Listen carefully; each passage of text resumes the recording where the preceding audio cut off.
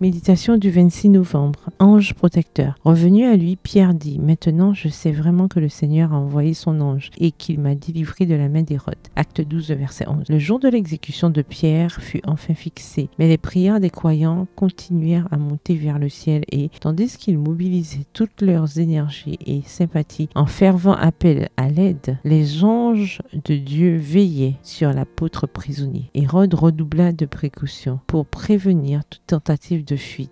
Pierre fut confié à la garde de 16 hommes qui se relayèrent jour et nuit. Dans sa cellule, on le plaça entre 2 soldats et on le lia de chaînes, chacune rattachée au poignet d'un des soldats. Aucun mouvement ne pouvait leur échapper. Avec les portes de la prison verrouillées et un garde fort devant elles, aucun espoir de secours ou d'évasion n'était humainement envisageable. Mais les limites des hommes font les opportunités de Dieu. Hérode levait la main contre la toute-puissance et il allait au-devant d'un échec cuisant. Mais manifestant sa puissance, le Seigneur allait sauver la vie précieuse que les Juifs complotaient de supprimer. Un ange puissant est arrivé du ciel pour secourir Pierre. Extrait tiré du livre Conquérant Pacifique, au chapitre 15 à la page 109.